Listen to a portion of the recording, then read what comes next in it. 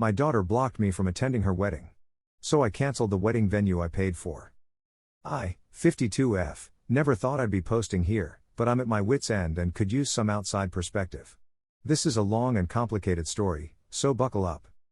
Some background: I have 2 children, my daughter Lily, 26F, and my son Jack, 24M. Their father passed away when they were young, so I've been a single mom for most of their lives. It hasn't always been easy, but I've done my best to provide for them and give them a good life. Lily has always been strong-willed and independent. We've had our share of disagreements over the years, but I thought we had a good relationship overall. That is, until she started dating her current fiancé, Mark, 29M, about 2 years ago. From the beginning, something about Mark didn't sit right with me. He seemed charming on the surface, but there were little things that set off alarm bells. He'd make subtle put-downs towards Lily, disguising them as jokes. He'd get overly defensive if anyone questioned him. And he always seemed to be pushing Lily to spend money on expensive things, despite her modest teacher's salary. I tried to voice my concerns to Lily early on, but she brushed them off. She said I was being overprotective and that Mark made her happy.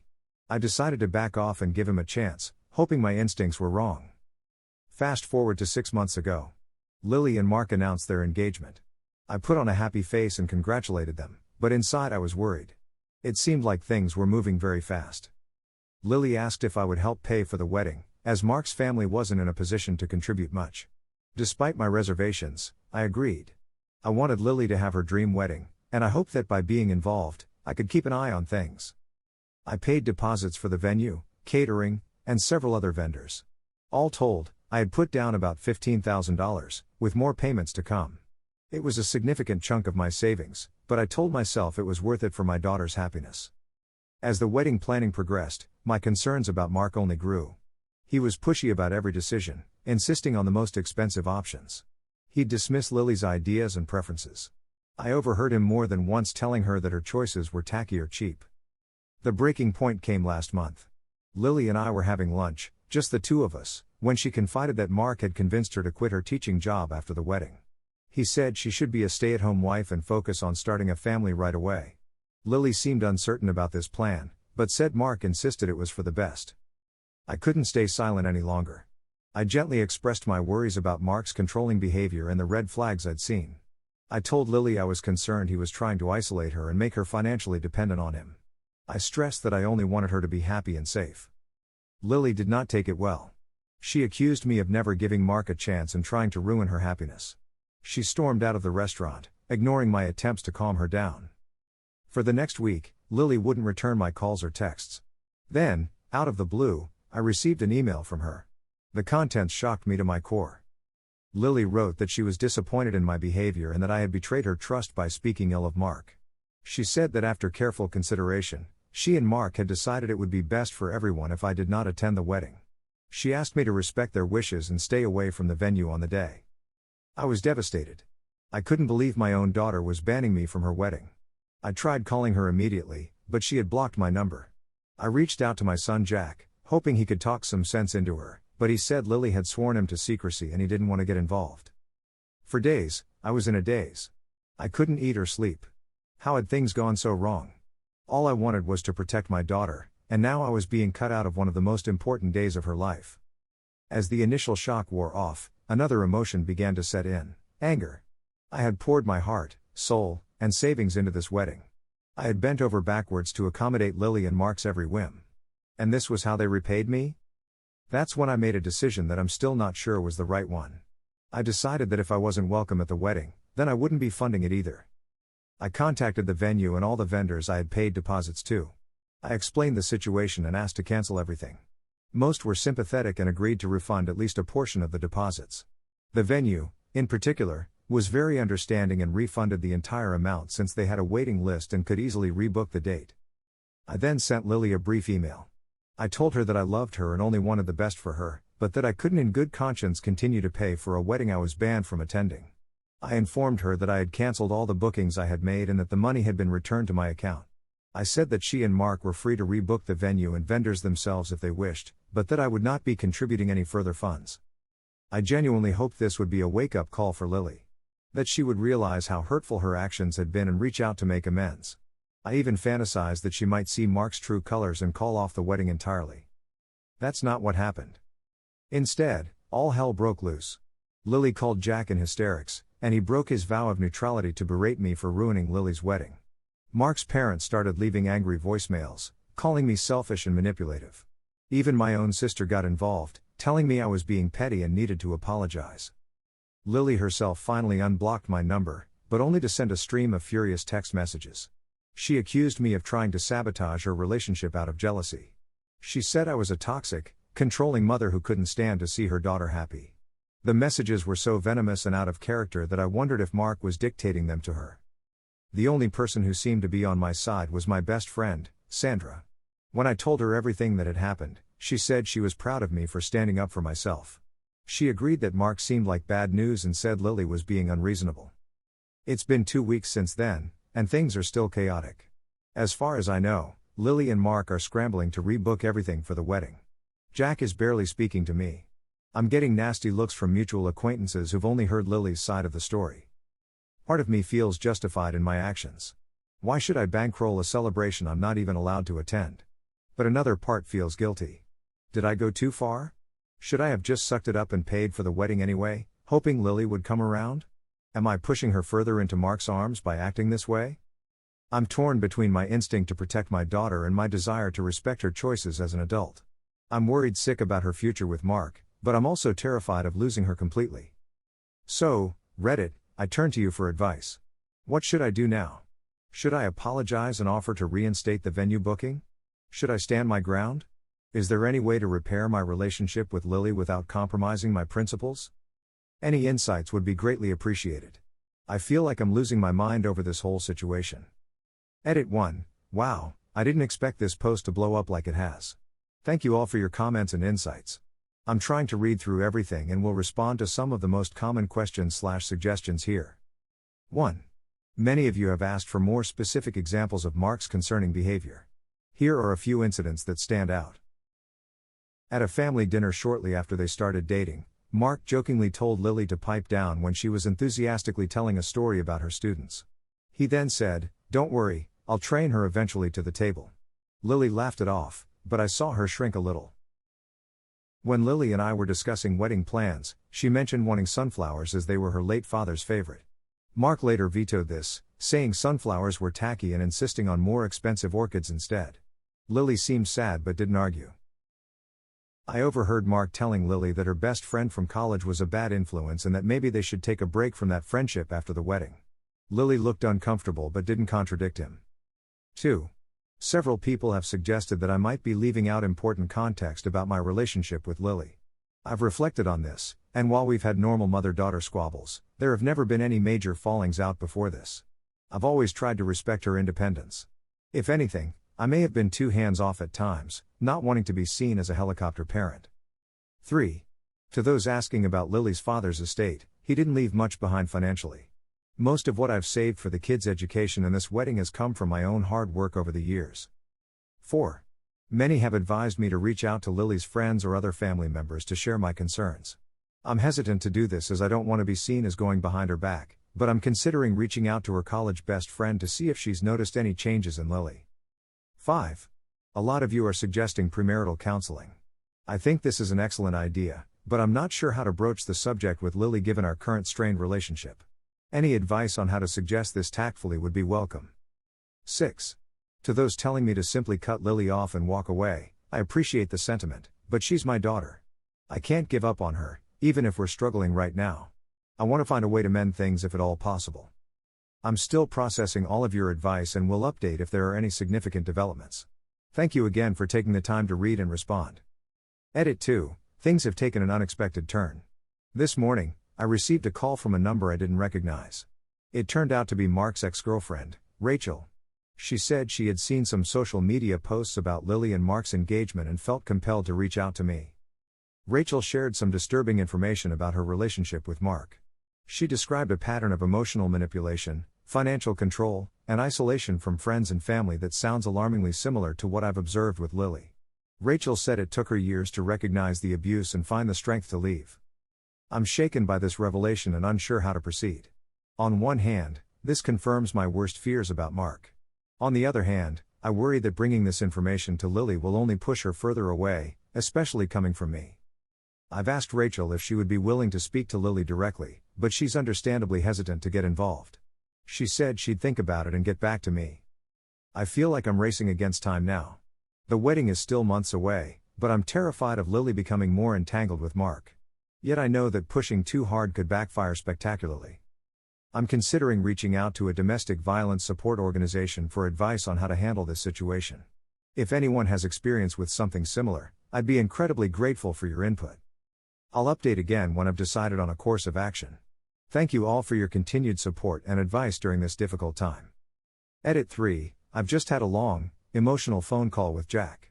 It seems the chaos surrounding the wedding cancellation has caused him to take a step back and reassess the situation. He admitted that he's also had concerns about Mark but didn't want to rock the boat. Jack shared some incidents I wasn't aware of, including a time when Mark berated Lily in front of him for talking to a male coworker at a work event. He also mentioned that Lily has seemed increasingly anxious and unsure of herself lately. We've agreed to present a united front and try to talk to Lily together. Jack thinks she might be more receptive if the concerns are coming from both of us. We're going to invite her to dinner, just the three of us, to have an open and honest conversation. I'm nervous about this meeting but also hopeful. Maybe with both of us expressing our worries, Lily will be more willing to listen. I'll update again after we've had a chance to speak with her. Thank you all again for your support and advice. It's given me the strength to keep fighting for my daughter, even when things seem bleak. Edit 4. I'm still processing everything that's happened in the last 24 hours, but I wanted to provide an update. Jack and I met Lily for dinner as planned. At first, she was defensive and barely making eye contact. But as we calmly expressed our concerns and shared specific examples of Mark's behavior that worried us, I could see her facade starting to crack. The turning point came when Jack mentioned the incident with Lily's male coworker. Lily broke down in tears, admitting that Mark's jealousy and controlling behavior had gotten worse since the engagement. She confessed that she'd been having doubts but felt trapped, partly because of all the wedding preparations and expectations. We assured Lily that we loved her and would support her no matter what. We gently suggested she might want to consider postponing the wedding and perhaps seek couples counseling with Mark if she wanted to try to work things out. To my surprise and relief, Lily agreed. She said she needed time to think and reevaluate her relationship. She asked if she could stay with me for a few days to clear her head, which of course I agreed to immediately. As we were leaving the restaurant, Lily received a barrage of texts and calls from Mark, demanding to know where she was and who she was with. This seemed to strengthen her resolve. She turned off her phone and came home with me. Lily's been asleep for a few hours now, emotionally exhausted. I'm sitting here feeling a mix of relief, worry, and cautious hope. I know we have a long road ahead, and I'm under no illusions that this situation is resolved. Mark is unlikely to let Lily go without a fight, and she may still be tempted to go back to him. But for now, my daughter is safe in her childhood home, and we're talking again. It's more than I dared to hope for a few days ago. I want to thank this community from the bottom of my heart. Your advice, support, and shared experiences gave me the courage to keep reaching out to Lily, even when it seemed hopeless. You helped me find a way to express my concerns that she could hear. I don't know what the future holds, but I do know that I'll be here for Lily every step of the way, whatever she decides. I'll update again when there are further developments. For now, I'm going to try to get some rest. It's been an emotional day, but for the first time in months, I feel a glimmer of hope. Thank you all, truly. Edit 5. It's been a whirlwind few weeks since my last update, and I wanted to share what's been happening. Lily stayed with me for about a week after our dinner with Jack. During that time, she went through a roller coaster of emotions, anger, sadness, confusion, and even moments of wanting to go back to Mark. We had many long, tearful conversations. I did my best to listen without judgment and support her as she worked through her feelings. Mark's behavior during this time only confirmed our concerns. He oscillated between love-bombing Lily with apologies and promises to change, and angry outbursts accusing her of betraying him. He even showed up at my house unannounced one night, causing quite a scene until we threatened to call the police. The turning point came when Lily agreed to speak with Rachel, Mark's ex-girlfriend. Their conversation lasted for hours. Afterwards, Lily seemed shaken but more resolute. She told me that hearing Rachel's story had opened her eyes to patterns in her own relationship with Mark that she'd been trying to ignore or justify. With a heavy heart but clear mind, Lily made the decision to end her engagement to Mark. She asked Jack and me to be with her when she returned to their shared apartment to collect her things. It was a tense and emotional experience, but we got through it together as a family. In the weeks since then, Lily has started seeing a therapist to work through the aftermath of her relationship and rebuild her self-esteem. She's reconnected with friends she'd grown distant from and is even considering a career change to pursue a long-held dream of becoming a counselor herself. As for the wedding venue and vendors, most have been incredibly understanding. We were able to get most of the deposits back, and Lily has insisted on paying me back for any losses incurred. I've told her that's unnecessary, but she says it's important for her to take financial responsibility for her decisions. Edit 6. It's been 6 months since my last update, and I'm happy to report that things have continued to improve. Lily has made remarkable progress in therapy and has fully embraced her independence. She's thriving in her teaching career and has even started taking evening classes towards a counseling degree. Our relationship has never been better, we talk almost daily and have a standing weekly dinner date. As for Mark, he eventually stopped trying to contact Lily after she threatened legal action. We've heard through mutual acquaintances that he's already engaged to someone new, which only reinforces our belief that Lily made the right decision. Jack has been an incredible support throughout this ordeal. He and Lily have grown closer as well, often teaming up to playfully tease me about my mother's intuition. Looking back, I'm grateful for the difficult decision I made to cancel the wedding venue. While it caused short-term pain, it ultimately led to a much-needed wake-up call for all of us.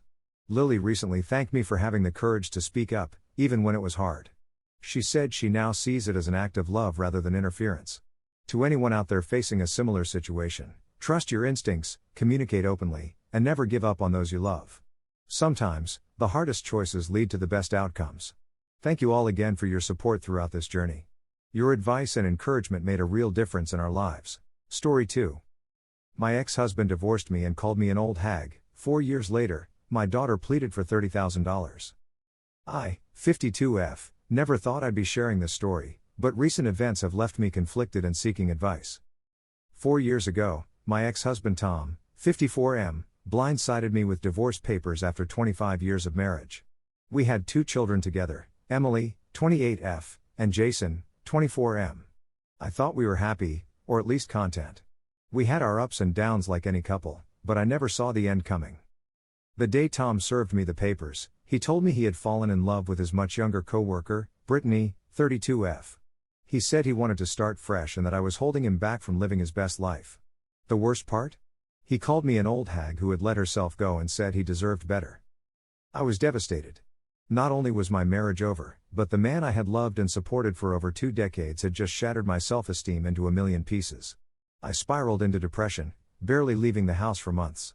My children were furious with their father, especially Emily, who refused to speak to him for almost a year. The divorce was messy. Tom tried to hide assets and lowball me on alimony, but, thankfully, I had a great lawyer who fought tooth and nail for me. In the end, I got a fair settlement, including the house and a decent chunk of our savings. It wasn't enough to live lavishly, but it was enough to keep me comfortable if I was careful. After the divorce, I decided it was time for a change. I started therapy, joined a gym, and took some classes at the local community college. Slowly but surely, I began to rebuild my life and my confidence. I made new friends, picked up new hobbies, and even started dating again, nothing serious, but it was nice to feel wanted. Tom married Brittany less than 6 months after our divorce was finalized. Emily reluctantly attended the wedding for her brother's sake, but she made it clear she wasn't happy about it. Jason tried to maintain a relationship with both of us, which I respected, even if it hurt sometimes. Fast forward to last week. Emily called me out of the blue, sounding frantic. She said she needed to meet with me urgently and asked if she could come over. When she arrived, I could tell she had been crying. We sat down, and she dropped a bombshell on me. "Mom," she said, her voice shaking, "I need to borrow $30,000. I know it's a lot, but I'm desperate." I was shocked. Emily had a good job as a marketing executive and had always been financially responsible. I asked her what was going on, and the story she told me left me reeling.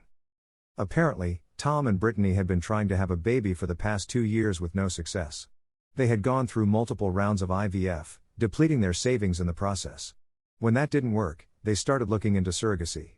That's when things got complicated. Emily, feeling guilty about how she had treated her father after the divorce, offered to be their surrogate. Tom and Brittany were overjoyed, and they started the process immediately. Everything was going well until about 2 months ago when Emily discovered she was pregnant. With twins. The surrogacy agreement they had signed only covered expenses for one child. Tom and Brittany told Emily they couldn't afford to pay for the additional expenses of a twin pregnancy and birth. They gave her an ultimatum: either terminate one of the fetuses or find a way to cover the extra costs herself. Emily was distraught. She didn't want to terminate, but she also couldn't afford the extra $30,000 it would cost to carry both babies to term. She had already maxed out her credit cards and taken out a personal loan to cover some unexpected medical expenses related to the pregnancy. "I know I shouldn't ask you this," Emily said, tears streaming down her face, "but you're my last hope, Mom. I can't bring myself to terminate, and Dad and Brittany won't budge. Please, can you help me?" I sat there, stunned into silence. My mind was racing with 1,000 thoughts and emotions. On one hand, this was my daughter, and she was clearly in distress. On the other hand, the idea of giving money to help my ex-husband have children with the woman he left me for made me feel physically ill. I told Emily I needed time to think and promised to give her an answer in a few days. She left, looking defeated but understanding. Now, I'm torn. Part of me wants to help Emily because she's my daughter and she's in a difficult situation. I have the money, it would put a dent in my savings, but I could manage it. But another part of me is angry. Angry at Tom for putting our daughter in this position, angry at Emily for agreeing to be a surrogate in the first place, and angry at myself for even considering helping them. I called Jason to get his perspective, and he was conflicted too. He understands why I'm hesitant but also feels bad for his sister. He offered to chip in some money if I decided to help, but it wouldn't be much as he's still paying off student loans. I've spent the last few days going back and forth, making pro/con lists, and losing sleep over this decision. I keep thinking about how Tom called me an old hag and how he treated me during the divorce. But then I think about my grandchildren, because that's what these babies would be, regardless of the circumstances of their conception. Yesterday, I ran into Tom at the grocery store. It was awkward, to say the least. He looked older and more stressed than I remembered. He tried to make small talk, but I could tell something was bothering him. Just as I was about to leave, he blurted out, "Has Emily talked to you?" I nodded, not trusting myself to speak. He sighed and ran his hand through his thinning hair. "Look," he said, "I know we've had our differences, but this isn't about us. It's about Emily and the babies. I'm sorry to put you in this position." I was shocked to hear an apology from him after all this time. It didn't make everything okay, but it did make me pause. I told him I was still thinking about it and left quickly, my mind even more jumbled than before.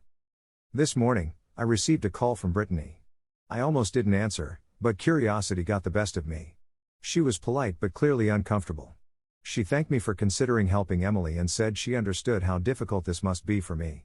Then she said something that really threw me for a loop. "I know you have no reason to do anything for me," she said, "but I want you to know that if you help us, I'll make sure these children know about you. They'll know they have another grandmother who loves them, even if the circumstances are complicated." I hung up feeling even more conflicted. On one hand, the olive branch from Brittany was unexpected and somewhat appreciated.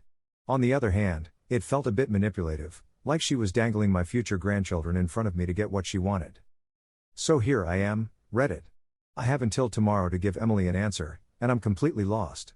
Do I help my daughter and secure a place in my grandchildren's lives, even if it means helping the man who hurt me so deeply? Or do I protect myself emotionally and financially by saying no, potentially damaging my relationship with Emily in the process? I know $30,000 is a lot to ask, and under normal circumstances, I would never consider it. But these aren't normal circumstances. These are my grandchildren we're talking about, even if the situation is messy and complicated. If I do decide to help, I'm thinking of proposing a loan rather than a gift. I could draw up a contract with Emily for her to pay me back over time, with minimal interest. That way, I'm helping her out of this immediate crisis but not just handing over a large sum of money with no strings attached. I've also considered offering a smaller amount, maybe $15,000, and asking Jason if he'd be willing to match it. But I'm not sure if that's fair to him, given his own financial situation. Another option I've thought about is offering to pay for specific expenses related to the pregnancy and birth, rather than just handing over cash. That way, I could ensure the money is being used for its intended purpose. I keep trying to put myself in Emily's shoes. If I were young and had made a promise to help someone have a child, only to find out it was twins and I was suddenly in over my head, wouldn't I want my mother to help me if she could? But then I remind myself that Emily is an adult who made this decision knowing the potential risks and complications. I'm also worried about setting a precedent. If I do this, will Tom and Brittany expect more financial help in the future? Will Emily come to see me as a financial safety net rather than her mother? And what about my own future? I'm not getting any younger, and while I'm comfortable now, I need to think about my retirement and potential medical expenses down the line. Can I really afford to give away such a large sum of money? I've thought about reaching out to my therapist for an emergency session to talk this through, but part of me feels like this is a decision I need to make on my own. I keep coming back to that moment 4 years ago when Tom called me an old hag. The pain of that insult still stings, and the thought of helping him now feels like swallowing broken glass. But then I think about the innocent lives involved, my grandchildren, and I wonder if I'm being selfish by even hesitating. There's also a small, petty part of me that wonders if helping would be the ultimate high road move. To show Tom that I'm not the bitter old hag he accused me of being, but a compassionate woman who can put aside her own hurt for the sake of family. But is that a good enough reason to do this? I've tried to imagine how I'll feel a year from now, 5 years from now, 10 years from now, depending on the decision I make. If I say no, will I regret not being there for my daughter and grandchildren? If I say yes, will I resent having given up my hard-earned money to help the man who betrayed me? As the deadline approaches, I find myself no closer to a decision. Every time I think I've made up my mind, another doubt creeps in. I love my daughter, and the thought of her going through this difficult pregnancy without proper medical care breaks my heart. But the thought of Tom and Brittany raising my grandchildren, potentially without acknowledging my sacrifice, makes me feel sick. I know I can't expect Reddit to make this decision for me, but I'm hoping that by sharing my story, I might gain some new perspectives or insights that could help me find clarity. Has anyone else been in a similar situation? How did you handle it? What factors should I be considering that I might be overlooking? Whatever I decide, I know it will have long-lasting consequences for my relationships with Emily, Tom, and my future grandchildren. I just hope I can find the wisdom to make the right choice. Thank you for reading this far. Any advice or thoughts would be greatly appreciated. I'll update once I've made my decision. TLDR, my ex-husband left me for a younger woman 4 years ago. Now my daughter is acting as their surrogate and needs $30,000 for unexpected twin pregnancy expenses. I'm torn between helping my daughter and grandchildren, and not wanting to financially support my ex's new family. Edit. Wow, I didn't expect this post to blow up like it has. Thank you all for your thoughtful responses and advice. I've read every comment and I'm taking everything into consideration. A few people have asked for more details, so I'll try to clarify some points. 1. The surrogacy was a compassionate surrogacy, meaning Emily wasn't going to be paid for it beyond having her medical expenses covered. This was her gift to her father and stepmother. 2. Emily did consult with a lawyer before agreeing to the surrogacy, but the contract only covered a single birth. None of them anticipated twins. 3. I've reached out to Emily's lawyer to get more information about the contract and what obligations Tom and Brittany have legally. I'm waiting to hear back. 4. Some have suggested that Tom and Brittany sell assets or take out loans to cover the extra expenses. I don't know their exact financial situation, but I do know they spent a lot on failed IVF treatments. 5. To those asking why Emily can't cover the costs herself, she has already taken out loans and maxed out her credit cards to cover some early complications. The $30,000 is what's left after she's tapped out all her resources. 6. For those suggesting adoption, I agree it would have been a good option, but that ship has sailed. Emily is already pregnant with the twins. I'm still undecided, but I'm leaning towards offering a loan with a formal agreement, possibly with some conditions attached. I'll update when I've made a final decision. Thank you all again for your support and advice during this difficult time. Update 1. It's been 2 weeks since I last posted, and a lot has happened. I want to thank everyone for their advice and support. Your comments gave me a lot to think about and helped me gain perspective on this complicated situation. After much deliberation, I decided to help Emily, but with conditions. Here's what happened. The day after my last post, I met with Emily, Tom, and Brittany. I told them I was willing to provide the $30,000, but as a loan, not a gift. I presented them with a contract I had drawn up with the help of a lawyer friend. The terms were as follows. 1. The loan would be interest-free for the first year, after which a modest interest rate would apply. 2. Repayments would begin 6 months after the twins' birth, giving them time to adjust to parenthood. 3. I would be acknowledged as the twins' grandmother and given reasonable visitation rights. 4.